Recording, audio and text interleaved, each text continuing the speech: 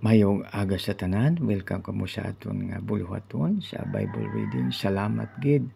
Merry Christmas sa tanan. God bless us all. No? Ari na kita sa mga Salmo 23. Ang Ginoo akon manugpahalab. Ang Ginoo akon manugpahalab, wala sing makulang sa akon. Sa ilaw nga mga halalbon, ginapapahuway niya ako. Sa luyo siyang matubig nga malinaw, ginatutuyan niya ako. Ginapaulian niya ang akong kalag. Ginatutuyan niya ako sa mga banas sang pagkamatarong tungod sa iyang ngalan.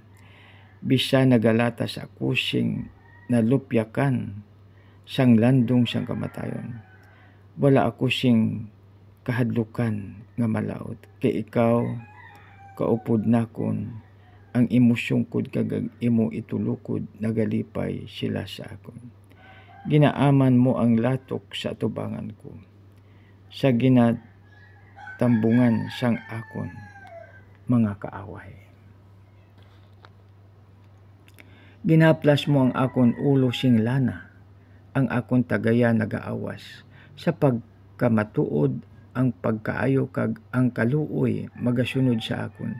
Sa tanang adlaw sang akong kabuhi, kag ako magapuyo sa balay sang Ginoo sa gihapon. Ilonggo version o Hiligaynon version, magkuhan kita sa Tagalog, no? O Tagalog o Filipino version. Si Yahweh ang ating pastol, awit ni David. Si Yahweh ang aking pastol, hindi ako magkukulang. Pinahimlay niya ako sa luntiang pastulan at iniakay niya ako sa tahimik na batisan. Pinapanumbalik ang aking kalakasan at pinapatubayan niya sa tamang daan upang aking parangalan ang kanyang pangalan. Dumaan man ako sa madilim na libis ng kamatayan, wala akong katatakutan, pagkat ikay aking kaagapay. Ang tungkod mo at pamalo, aking gabay at sanggalang. Ipinaghanda mo ako ng salo-salo at nakikita pa nitong mga kalaban ko.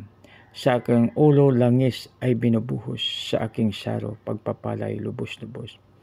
Kabutihan at pag-ibig mo sa akin, di magkukulang. Siyang makakasama ko habang ako'y nabubuhay. At magpakailan may sa bahay ni Yahweh mananahan. Purihin nawa ang Diyos sa pagbasa ng kanyang salita, Hiligaynon o Ilonggo version at saka Tagalog. Maraming salamat. God bless us all.